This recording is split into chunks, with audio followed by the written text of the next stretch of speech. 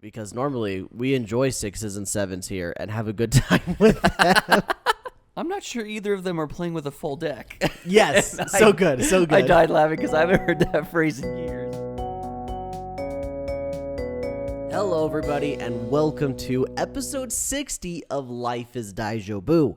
My name is Cole, and I am joined by Thane right here, rocking his Yu Yu Hakusho once again. He's going spirit gun. He's watching out for trucks that will potentially hit him and turn him into said spirit. And it was a car. Oh, shoot. I'm sorry. I just, isekai brained. My bad.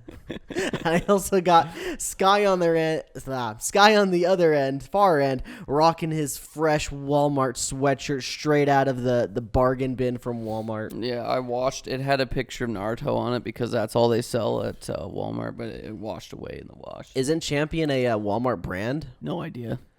I think, okay, don't quote me on this, but I think this is the timeline of Champion, right? I'm pretty sure it started out as a Walmart brand, and then it picked up steam, and people started going, hey, this Champion's kind of a cool thing to wear. And so I'm assuming Walmart just outsourced it and started making more expensive stuff so that they could get more money for using their brand. I think that's the case. I could be wrong. It sounds fun. It does sound kind of interesting, and maybe I'll look into it after the show because I'm now curious about it.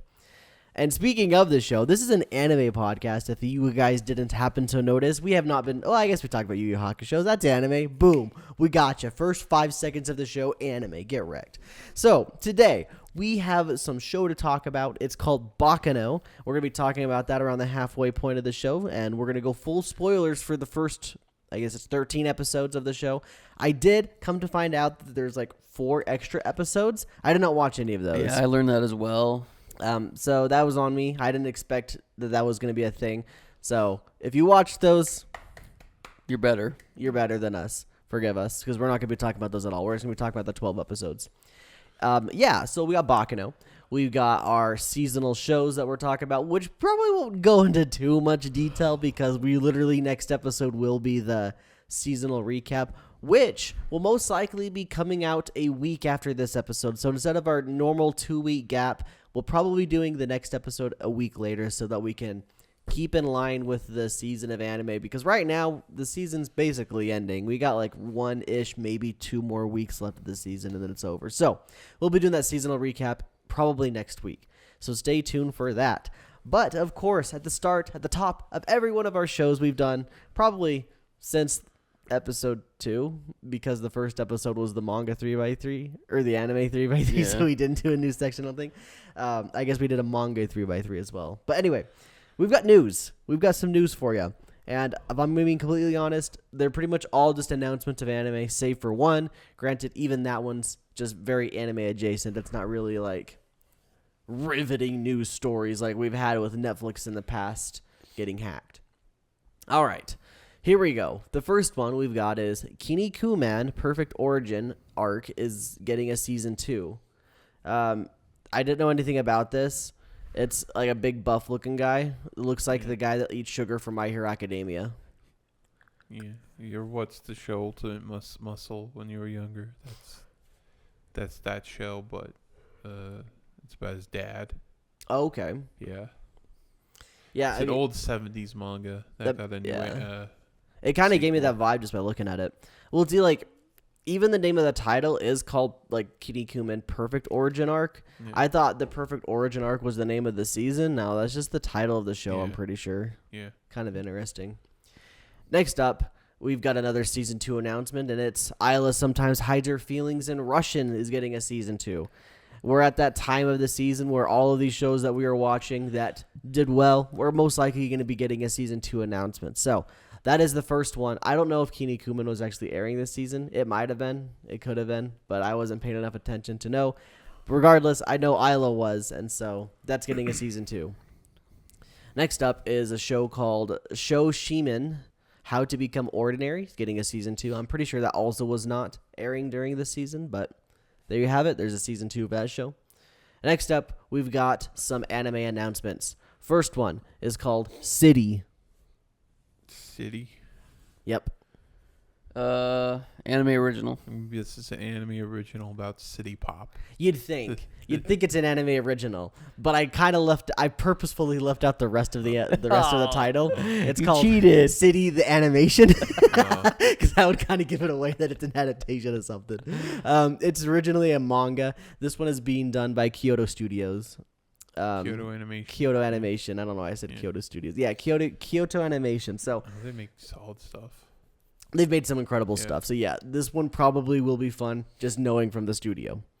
Next up, we've got Murder Mystery of the Dead. I'm gonna That's say manga. That sounds like a manga. I'm going to give you guys another guess, and I'm going to give you a hint and say you're never going to guess this one right. It's a game. It's a video game It's a adaptation. game. What do you think, Thane? It's a board game. There's no freaking way Thane got it right. It's a What? board game. What? How did you know? No. I just, Yeah, it's a board game. This is getting a board game is getting an anime adaptation. That's cool, Good I guess. job, Thane. Good job. That's crazy. I didn't think anyone was Yeah, ever man, going to it's- guess this one. I mean, if theme park rides and board games get movie adaptations, why can't an anime? I guess that's true. Good point. We got Titanic. I watched Yeah. that movie. It's based off real events. Oh, excuse me. I was meaning Battleship. I was so confused. It was just Kyler's response. Talking about the big boats fighting, not the big boat that crashed. Battleship. Battleship, yes. I'm so sorry. Which is another board game. Very funny. Okay, moving on. We've got May I Ask for One Final Thing? Manga. It's manga. Yeah, you guys are both right. It's a manga. How about Ruri's Jewels? Manga. It's it sounds like a manga. You guys are both right again. It's a manga. You should go first. Yeah. Am I influencing you? I feel like you would influence me because you know more. Maybe. Maybe I should go first. I don't know. All right, last thing is not a new anime. It's just an adaptation. It's 5 centimeters per second is getting a live action film. That'll be fun. Yeah. Yeah. I got thinking like they should just do that with pretty much all of Makoto Shinkai stuff because like it's not that like crazy. It's Yeah. pretty easy to adapt something not super fantastical. It's just a romance. It's Yeah. literally just a romance, and if you do like Your Name, it's just Freaky Friday. So, how hard is that? You know, you just make the actors act like the boy or whatever, and call it a day, right? Yeah. Oh, it's they pretty had easy. I saw another anime adaptation. Ooh. This one's an original. It's called Virgin Punk. Oh, actually, I did Yeah. see this one. It was Yeah, it's from Shaft, and they dropped a trailer. I think a couple weeks back or a few days. I can't remember. And it looks incredible. Like the animation is very top notch. It's like, wow. I kind of forgot when Shaft actually does good. Like when they're not like has a director that like chops up, is like very choppy style. Then it actually looks really good. If you actually seen most Shaft shows, they like have this weird editing style, and it's not like it kind of doesn't show how good of a studio they are, but their style is pretty cool though. It's one director that does it though. So that made me think of something interesting. An animation studio doesn't really edit a video like a TV studio would. Yeah. They literally just animate to the cuts. You Yeah. know, kind of interesting. I don't know why I find that fascinating in my brain, but there it is. If that's all the news, we can quickly talk about some seasonal stuff, because we have the next episode will most likely, or not most likely, we'll be just talking about the season. I guess I'll just leave it up to your discretion to talk about whatever you feel like. I'll put my thoughts out there. And this is like a preview, I guess, for the whole entire season review from my perspective. And it's that this season overall did not have like the most like banger shows in the world. There wasn't like 10 out of 10s, you know. There was not very many shows that were like, wow, this is a must watch. But I think they were still above average. I think overall this season's shows were mostly above average, specifically the ones that I watch. I can't say anything about everything else, but from the shows that I watch, I would say it's been mostly above average. And I guess the one for me to bring up, 'cause I brought it up before, it's the Dahlia in Bloom. You can tell that they cut corners of some things. There was literally last episode I watched, there was this conversation between the main two where every time one person would start talking, it would cut to the other person so they wouldn't have to animate mouth movements. They just Show a back or something. Literally just showed this person's reaction, and their reaction was a still image for the majority of it. Yeah. And like it didn't look bad because I think the art style of the show is like above the average, I would say, of most shows. And for the they snuck in little things here and there to make it seem like it wasn't just a slideshow. But that said, I think the story's been a lot of fun, and the characters are a ton of fun. And I'm surprised that I guess more people weren't talking about it because I feel like this was above average show. This was not a swimming in 7. This is like an 8, almost a 9 pretty much for me. And that was like the whole season. Honestly, the shows that I kept up with and kept watching were almost all above average. Every now and then they slipped into mediocrity, but for the most part above average. So super solid season for me anyway. What are you thinking, Thane? That was pretty average. There's a few banger shows, but it was all right. I would say mine was above average as well, but it's like there was just some. I'll say that this season started off way higher for me than where it's ended. I would say not all shows, but a lot of the shows I'm watching, save for like My Hero's still really good. Honestly, that one's kind of carrying for me. Well, Oshinoko, that one's probably top dog. That one's just good as is. But yeah, I would probably say the same. A lot of mine are just 8s. There's a few dumpies in there, like Slime Sama. This season was so freaking boring. That's disappointing. But yeah, I mean, I mostly just dropped the shows that I didn't enjoy, you know? Right. They were probably like the 6s and the 7s of the season. And so if we're dropping 6s and 7s, that says something about a season, I would say. Yeah. Because normally we enjoy 6s and 7s here and have a good time with them. We're completely fine with them. This was still the season of romance for me. So. Yes, absolutely. And the fun part is all the romance that I kept is pretty good. So. And some of the shows that we're watching, at least one of them, wasn't necessarily a romance to begin with, but they had romance elements to it. Yeah. And so I find that also very unique and very interesting. I'm excited to talk about it more in detail, but we're not going to do that because we want to still do another episode next time. And I'm also excited for next season as well. There's some shows in there that I'm excited to watch. Skylar, you seemed like you were really excited for one. What was that? I already made a list. Oh, God. I already got a list. The way you responded very quickly was like a yes, yes, yes. I was like, dang. Look at this nerd. One in particular I'm thinking of is Sword Art Online Gun Gale Online Season 2. I guess it's just called Gun Gale Online. They don't have the Sword Art Online moniker on it, I don't think. But regardless, Gun Gale Online Season 2. I remember I originally picked Gun Gale Online as the watch-along show a couple months back, almost a year back at this point, because this season had been announced. And I never expected to get a Season 2 of this. So I'm very curious to see what they're going to do with it. I assume it's just a continuation of the light novel. So, yeah. Yeah, I guess we could talk about it in the nutshell one, but there's some bangers just going through this list that are going to be releasing next season. I'm excited. I'm excited for the bangers, but we'll have probably 2 weeks to 3 weeks before you see us talk about that. So stay tuned for that. And I know that this like little pre-discussion thing wasn't very long, because we're trying to save a lot of it for next episode. We're at the point where there's not a lot to talk about without just going full into this is our favorite things of the season. So, without further ado, unless you guys had anything else you wanted to bring up, I think it's time we start talking about Baccano. No thoughts? Yeah. All right, let's do it. Let's talk about Baccano. It's a show. It's a show. That's my thoughts. So, Baccano. Like I said, full spoilers for the first 13 episodes. None of the four episodes, the extra 4 episodes. I think it's just 3. Oh, just 3 episodes. None of those special 3 extra episodes. So, episodes 1 through 13 of Baccano. And I'm going to preface this by saying I did a little bit of research after I finished the show just so I could get more informed on it. So, Thane could tell you more about this if I'm being completely honest, but it's essentially a light novel series, and this 13-episode span covers 3 volumes of the light novel.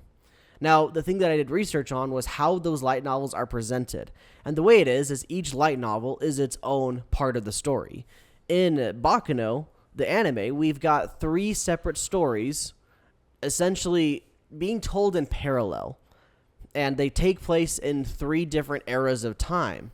And in the light novel version, it just does it in chronological order. So the first light novel is the stuff before the flying pussyfoot. The second light novel is that arc, and then the third one's literally just that girl looking for her brother that got thrown into a barrel and then cemented and thrown into the ocean or the Hudson River. So from what I understand, that volume is smaller and not as exciting because there's not really action in that one, but I digress. This whole anime was them shoved together and then told in parallel, and it was incredibly confusing, as you would expect for a lot of the time, until you started picking up the pieces and putting them together and starting realizing why things are told in the way that they were told, and why the storytelling was done in the way that it was is because it's not only because it's unique, but it does amplify the other stories in a weird way, especially that third one where she's looking for her brother, because like you wouldn't give a crap about that if it was being told chronologically. That would be the end of the season. That's not very exciting. Nobody really. I'm gonna be honest. I didn't care about that story at all. Like it was kind of just there, and so if that was the season end. That's even Dallas, right? Yeah. That's Yeah. Dallas, Yes. Dallas Genowad. Yeah. Dallas is the guy Also, that got thrown into cement. Some of these names are like, yeah, you could tell it's written by a Japanese guy. Like Jacuzzi Splot. Whose name is that? He seems like a mobster name. I think it works. He seems like a wannabe. That guy's mobster. annoying. His voice is annoying too. I liked his little arc, but yeah, I can agree. He was kind of annoying. So, the premise, or we already went over the premise. The main story of Baccano, like I said, you got 3 stories. I'll start with story 1. Let's go all the way back. So there's this, in 1711, I think is what it was. There's an alchemist who discovered the secret to the elixir of life. He's on a boat with a bunch of people, and he makes the elixir of life, and he gives it to everybody on the boat. The power gives it the ability to essentially consume a person who also has that power of the elixir of life, the ability not to die, essentially immortal, and you can give your memories too as well. Did the guy make it, or did he like summon Beelzebub and Beelzebub gave it to him? I think he discovered it because he's an alchemist, so he didn't necessarily make it, but the summoning is essentially what did it, what created it. But because it was a thing that you could create, that's where we get to the next part of the story. Is the people are trying to recreate it, right? You have a couple main people that are working all in trying to essentially recreate this for some reason or shape or form. You get a couple guys, people like Firo. He's important because he's kind of the main character of this section of the story. And then another girl named Ennis.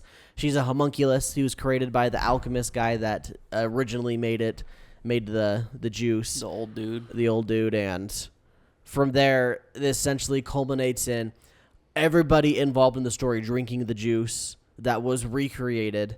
And so now they're all immortal, and then they take out the old guy. And that's it. That's literally that part of the story. Next up, the flying pussyfoot. Everybody is literally on this thing. Pretty much everybody save for like Firo. He was not on there. Ennis wasn't on there either. I believe, right? Am I missing that? Okay, she was. So it was the other assassin-like girl. The Gandors. Yeah. Those Gandor brothers also weren't on there either. Correct. Yeah. Yes.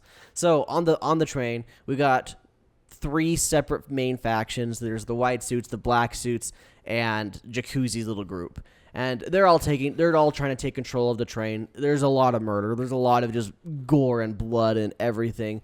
The white suits got a leader. His name is Rudd. Lad, and he's a psychopath who wants to kill everybody. The black suits, I honestly don't know much about them. I didn't quite understand their story, if I'm being completely honest. I think it's just another family. They more or less just existed to cause problems on this train, because I don't think they're super integral to the plot. Maybe like one guy was. Yeah, they were also trying to Get take the a elixir. hostage. Or no, they Yeah. weren't even caring about the Yeah. elixir. One of them had the elixir or Yeah. something. One of them in the black suit group had the elixir because he was sucking people up through his hand. I swear it happened once, unless I would just mixed up the timelines Yeah, I don't when I think was that watching happens on it. the train. Okay. Yeah. Wait. Well, that's like the whole little kid's arc, though. Is he's trying to Yes. figure out who on the train other- has it? Yeah. So maybe there was a scene where somebody got sucked up. I can't remember. I can't remember. But he was freaking out because he's like, they said my name, or I had to use my real name or something. Exactly. Yeah. And so that was his whole reason for telling Lad to kill everybody. And I think that just boils down to Isaac and Marianne. How do you say it's not Maria. It's Miriam. Miriam. Yeah. Those two had already taken the juice, and so maybe that's why he'd use his real name, because he was That's talking true. to them. Could So that's be, my yeah. thought process behind that. Anyway, yeah. So those two factions, and then Jacuzzi, he's there. He just wants to rob the place. He just wants to make money. And we got the little kid faction. He's doing his own thing, and we got this like evil guy that like f's everybody up on the train. the rail tracer, The rail chaser. Tracer, whatever it was. the red monster. The red monster. Yeah. He doesn't have the immortality juice. He's just a freaking gamer, apparently. He can do some crazy things. And the final, I guess, faction, a part of this train is the girl that's literally outside of the train the entire series. Like, she's literally just outside on the train, crawling around outside. That's literally the whole thing. Yeah. She's more or less just a spy for a group of people. And that group of people translates into the next story arc, which is the girl, Eve, trying to find her brother, Dallas. And they are also involved with that last girl's spies faction with a small group of people that you don't see too often other than them just a little BSing. And then their boss is behind a stack of papers, so you're never going to see his face. And the story ends with white suit guy dies. Look, gladly, very happy he's dead. He's not dead. He shows up in the hospital bed with he's all bandaged up. That's in the OVA. Yeah. Oh, I did see that scene, but I did not watch those episodes. Yeah. I guess we saw it in a we YouTube did video or spoil something. it. I did must have seen watch video. the OVAs back in the day, and yeah, he's in the hospital. okay. And you meet his brother. That's unfortunate. I wished he would have dead. I wish he was dead. Yeah, and so like I said, the story ends. Pretty much everybody is happy, save for all the people that died. They are not happy, I bet. And Eve finds her brother. It's alluded to anyway. Granted, probably not. I don't. It doesn't seem that important, if I'm being completely honest. That's why it was kind of just there. Isaac and Miria, they meet up with Firo and Ennis, and they're like, "Hey, we're friends again. It's good to see you again. Here's a little boy. Do you want him?" And they gave him a little boy, and it was a little boy that's won't ever die. And he was crying. He was crying. And then all of a sudden it's 2001. We see Isaac and Isaac and Miria. They're just gaming still, and they finally pick up on the fact that they're not dead. They're like, we haven't aged a day. And they're just like, oh, shoot. One of my favorite lines, I think it's Jacuzzi says it after he talked with Isaac and Miria on the train. He says, and I quote, "I'm not sure either of them are playing with a full deck." Yes, so good. I died laughing because I haven't heard that phrase in years. That one's very funny. That one's very, very funny. All right, so that was, sorry that one took a little bit longer to get through the plot of that one. I just felt it was necessary to kind of explain a lot of the subtle details. Not subtle, but like the relevant plot points. Let's just briefly talk about our thoughts of the show. I'll start by saying I thought it was fine. I didn't think it was as impactful to a lot of other things, like anime as a whole, like as influential as a lot of people kind of think it is. And maybe I'm going to get a lot of like pitchforks and torches for that comment in the comments, because I don't know. I thought it was okay. I thought it was fun, but I don't think it's as good as everyone else thinks it is. That's my thoughts. I think what everybody really likes about the show, from what I gather anyway, because it seems like people that talk about Baccano are like, you just don't understand. And maybe we don't, but it seems like, because I share the same sentiment as you, I feel like everybody really praises the way that the story is told. It's a very artistic way to go about telling a story, and I think its uniqueness is what everybody likes, but it is not always beneficial to have an artistic way to tell a story for an average audience member like myself, because it took me like 4 or 5 episodes for this to click, and I'm like, oh, okay, I'm actually enjoying this now. I think it would benefit me to rewatch this. Yeah. But I don't know if I liked it enough to rewatch it. There wasn't really any characters that I connected with. It was very bloody and grotesque. And I'm not saying that's a bad thing, but it's just not something I am really into when it comes to storytelling. So I don't know. I see what they were going for, but it just wasn't for me personally. I think I agree with that statement completely. Like, especially it probably benefits from a rewatch. But I also agree that I didn't like it enough to give it a rewatch. So there's my thoughts on that. Well, I've already rewatched this, and I gotta say it's Is it better the second time? it's good. I think it's good. I think it's great. I'm not really fazed by the violence, because I've seen worse.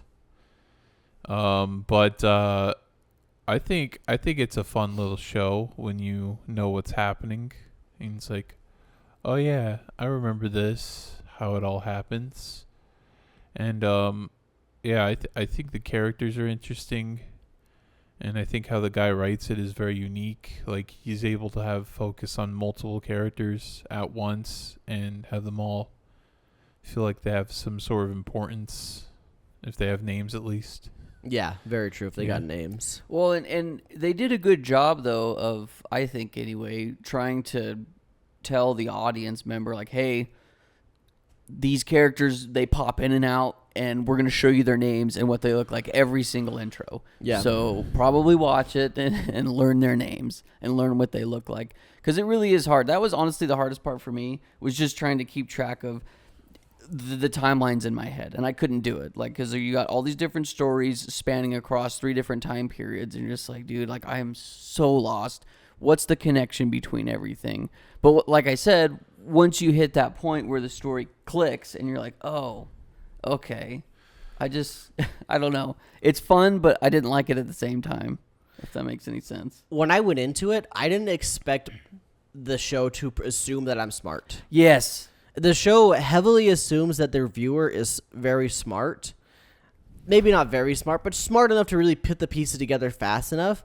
And because I went in with the just the assumption that I'm just watching a show and not that I need to like really pay attention, I was definitely hindered by that. In fact, I probably should have just rewatched episode 1 right from the get-go, and then hard focused on understanding what's going on. Yeah. My biggest complaint, and this is because I'm dumb. It's not like a genuine complaint because I'm dumb. That's why it's a complaint, is because I'm dumb. It's every now and then, and like I said, it makes sense, and I guess I'll explain why I think it makes sense. But whenever they switch stories, you would expect them to put the little timestamp of this is this year. We're back in this year. They don't do it every time, and that's why I'm dumb. Is because they assume you'll know which characters are in which time. By the first time, they don't give you the card that tells you what year you're in. I don't know if that made any sense the way I was explaining it. Hopefully, it came across. But See, the only one I could figure out, though, was when they were on the Pussyfoot. That was the only one. That's the easiest one, right? Right. Because it's on the train. Right. And the forward and back one, you have characters like Eve, who never appears in any of the 2 prior stories. And then people like Ennis, who only appears in the first story. And Fira, who only appears in the first story. So, like, if you see one of those characters, it's supposed to clue you in on that we're in this story, not in these stories. And it took me a while for my brain to process that. And that's why it took me a little bit to really understand how the story was laid out and what the heck was actually happening. Yeah. And it's mostly because there are some characters that do have overlap, like Dallas, who is in both the last story and the first story, or Isaac and Miria, who's in the second story and the first story. And it took me, like I said, a while to really process that, like, okay, just because this character's also in this story does not mean it's the same story as this one. And that just comes down to this, like I said, the story, assuming that their viewers are intelligent. And I don't think it's a bad thing to assume, because I'm pretty sure anybody who's actually like paying attention could follow that. It just, I guess my guard was way lower than it should have been, because I'm used to watching garbage anime, and this was a higher tier anime, I would say. And as a result, here we are discussing why I'm confused. So I had the benefit of watching several reviews on anime reviewers on YouTube back in the day. So when they talked about Baccano, it's like, yeah, it's this unique story told out of order. So make sure you know that before going in. It's like, oh, thanks. Oh, look, it's on Netflix. Oh yeah, I watched it without any Same. idea about it at all. I had no idea. I just knew people liked it. That's literally the only thing I knew about it. I didn't know it was going to be gory. I didn't really know it was going to be like a figure things out, or anything like that. I literally just like went into it because people said they liked it. One note on the gore, the one that got me, it happened twice. It's when they grab somebody and shove them into the ground on the train, like on the grind them up. Oh my goodness, that is gruesome. That one got me. That's the only one that actually like. The one where Lad holds that guy's face up and it's like grinded off, and then his head falls off separate from his body. It was like, oh shit. Yeah. Not for me. Lad, honestly, I know Thane, you had mentioned off camera that a lot of people really liked Lad. Yeah. I did not. That guy is a straight up psychopath, and like, there's several scenes that I was just like, dude, oh my, this guy is a monster. But the scene where he just blows off the little kid's head just in cold blood, just laughing. He's like, yeah, the kid looked at me like I couldn't kill him, so I did it.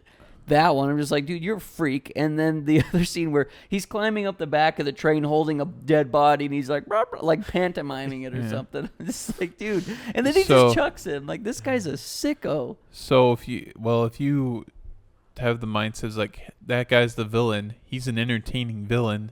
Also, he's a mobster, and so he's like he's an assassin too, so he's like kind of just a psychopath. It's well, like, I think that attests to good writing, though. I hated him. That's good writing, in my opinion. If you hate the villain, absolutely, yeah.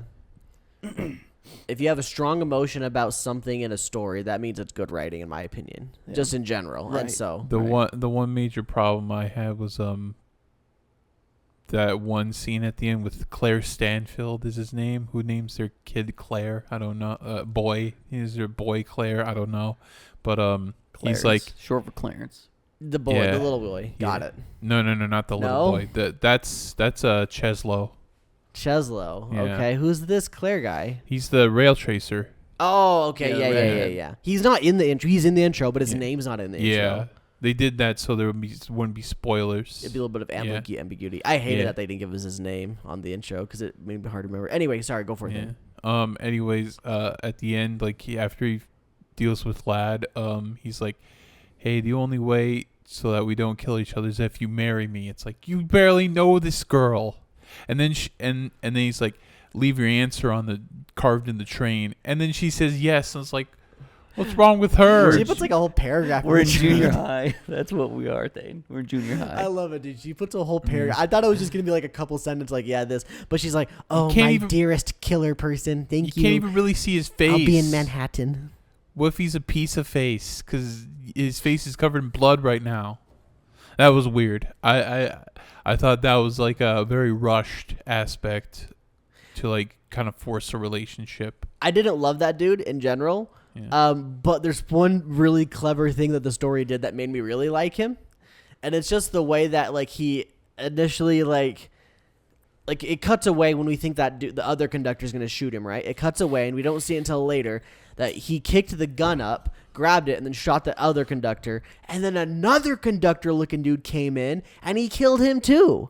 And then he leaves the scene with two dead conductors in the train. So you just assume something crazy happened, and that's the rail tracer, right? So you just go, okay, well, that means this rail tracer really is an anomaly, so you don't expect it to be him, right? But at the same time, you kind of do, because like when you start putting the pieces together, you realize, oh, there's a third one, or whatever, right? Yeah. And so up until the moment you see him kick away the gun, then you start like you think it's a supernatural thing, but when you see him pick away the gun, you start realizing, oh shoot, it's this dude or whatever, you know. Yeah. It's cool, very cool storytelling, unique thing, and I really did enjoy that at least. See, and up to that point, I was confused on at least that part between what the Rail Tracer was. I'm like, maybe this is some sort of mystical monster because we've already had the old guy summon Satan, and we had immortals, and so in my head, like, I just didn't even click to me. Absolutely. I'm like, this could be a legit monster terrorizing this train. I was convinced he that's had a what it wants supernatural you power. to think.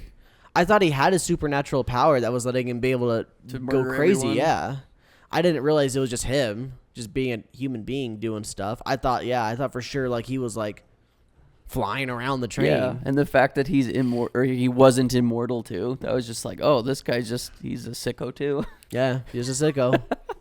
At least he's got a reason to be a sicko, right? Yeah. Like it's his job essentially is to do this kind of thing. Like he gets paid to do whatever. He takes a little too much pride in it. Sure, absolutely. He gets a little bit too much pride, and like also on top of it, it was what's good is that he only killed the bad people more or less. Yeah. He never killed anybody good. The definition's loose. Okay, I get it, but but yeah, instead of like Lad, where he's just straight up a psycho, just doing it because he feels like it, just because he kind of wants to. Yeah. I want to say one of my favorite parts about this show is I love the aesthetic. I love the 1930s aesthetic. It's very fun, and I don't think we get enough of it in anime. Probably just in storytelling in general, and I'm a big fan. Oh, you should watch. There's plenty of gangster movies you can watch. But I don't know if I like mobster. I think I just like looking at old buildings. Well, there's a lot of movies you Like can watch. looking at old buildings. You like You like jazz? jazz. I There's do. some jazz movies that are set in that time period. Isn't Whiplash in that time period? No, that's a modern day movie. Oh, okay. I want to see that show. That's Yeah. one of the ones I want to watch someday. I know it's a horror, but Get the fuck out before I demolish you. is that what they say in the show? Yeah. Oh, It's not a horror movie. is it not? No, I thought it it's was. it's just that J.K. Simmons he's terrifying in the movie, but he's just like a very strict like music teacher. We'll have to watch it someday. Yeah. Well, I think it's time we talk about the best part about the show, right? The part that all of us kept watching it for, right?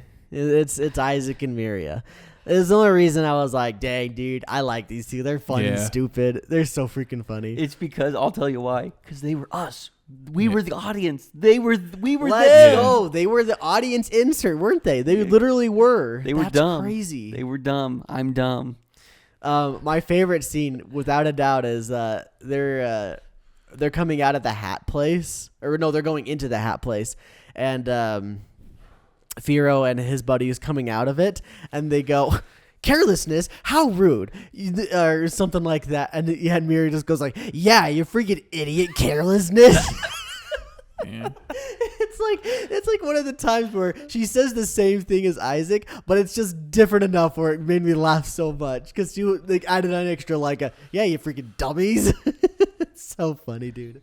Oh, they're great. They're so good. The other thing I noticed too, because at first, like, I knew it was Okabe, the voice actor. Yes, yeah, Michael J. Tatum. Yep. Yeah, and then there were other times where I'm like, oh, it doesn't sound like him at all. Did they get another voice actor? He's just good. I think he's good, and he's also trying to do like the 30s accent, the Yeah. Brooklyn like Yeah. accents, kind of. Yeah. It's very I he's remember great. one part that it was like, oh, that part wouldn't age very well, and they're dressed up as Indians. Yeah, And it's yeah. I like- thought that as well. I was like, whew, that might not flow by nowadays.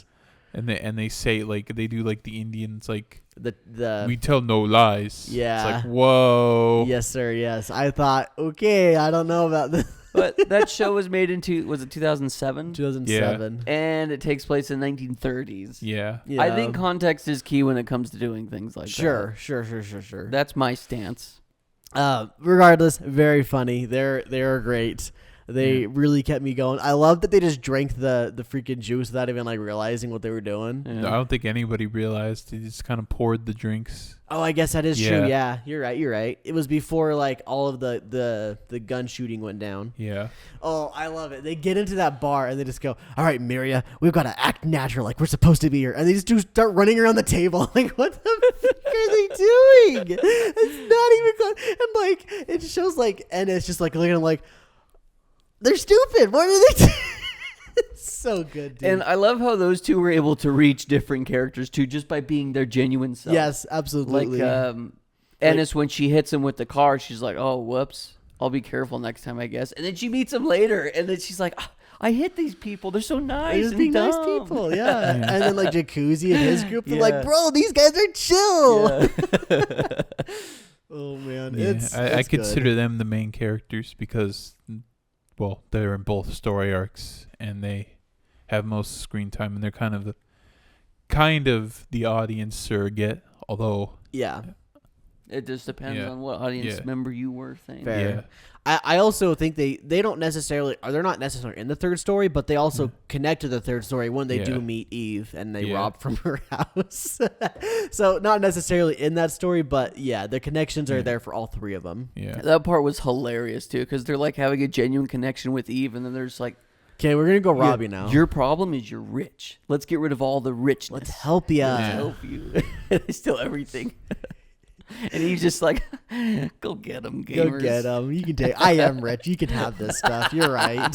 I'm sorry I looked over your phone, but I know she spelled Baccano as Bakuno. Yeah. UN. You do know that Baccano is it? BACC. A-N-O. Yeah, I looked up what Baccano means. It's an Italian word for noise. I thought it was Italian for masterpiece. What? Somebody watched a YouTube video. Which one? Which one? Who was it? Comment down below. Who's right? I know Well, the answer. I saw it on Wikipedia, so I it think, might- I think it's the right one. yeah.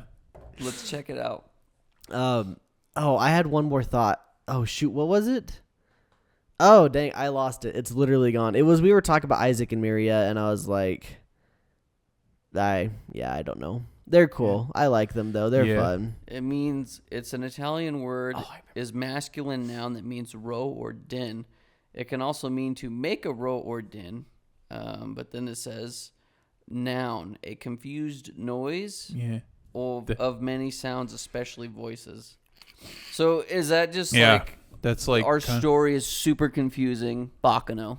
Yeah. Bacca. It's all over the place. Yeah. Okay, I thought of it. I remember. So, I think the reason why it takes a couple episodes for most new watchers to understand which story is what, it's because they're not on the train until a couple episodes. Like, it's when they get on the train we start putting the pieces like, oh, this is this story and this is this story, because they're not on a train, obviously. Yeah. Like the whole scene with Isaac and Miria and they're like they're gold mining. That was the train storyline, but that's before they got on the train.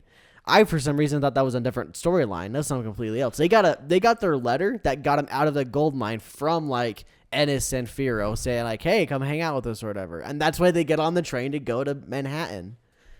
Boom. Or not Manhattan. I don't know where I think it's Manhattan, but Yeah. regardless, boom, got it. Figured it out. I'm like putting the puzzle pieces together in like hindsight. See, of you're figuring this playing the stuff game. out. And I think that's what this show suffers from, but also is its appeal to a lot of people is just it's a puzzle. You're solving the puzzle while watching it. I personally, when it comes to watching things, there are some like whodunits. I love that. It's like solving a puzzle, but it's easier to follow a story when it's a little more linear than something like this. This is legit puzzle the movie. Put it together yourself. I'm a big fan of turning my brain off and watching Same. garbage. So like Same. this like I said, this is why I set my bar low before I got in here. I set it too low. That was the issue. I set it way too low. I think it caught us off guard is what happened. Absolutely, yeah. Yes, sir. I said this in the car yesterday with these two guys, but I was like, I think that modern anime has conditioned our brain to just expect easy to follow stupid stories, to the point that when we went into this one, our guard was so low and so our expectations were so low that we didn't know what we were going to get into, and that's why we didn't follow it right away. Yeah. I will say, though, even though I don't enjoy the storytelling of the show, I enjoy that it's unique, that it's something different. I like it when artists or creators try to do something out of the ordinary, just to shake it up, because we do get a lot of the same cookie-cutter stuff. But once again, like, on paper it sounds cool, but obviously in practice, for me personally, it just didn't click with me. Yeah. Final thoughts, just that, Yeah, it was fun. It was enjoyable, and it took me a while to get into a point where I do enjoy it. I won't deny, but by the end of it, I definitely enjoyed it, and I'm glad I watched it. Granted, I don't know, like we said much earlier in the show, I don't know if I liked it enough to give it another rewatch, or maybe, I don't know, somewhere down the line I might. But I'm betting there's a solid chance I never watch the show again. Yeah. Unless I just get into this art or this creator's like world that he put together, because apparently Durara is in the same world as this, and like Isaac and Myriad make an appearance, a cameo in that, and I'm like, okay, so maybe if I do get into like his whole like universe and read the light novels as well, that's the only way I think I foresee myself getting back into this again, is if I like go through this entire man's catalog of writing. Durara is definitely easier to follow. It's more or less chronological with a few flashbacks. It also has the same, like, follows multiple characters, but it's more of like on the same linear path. I see. Yeah.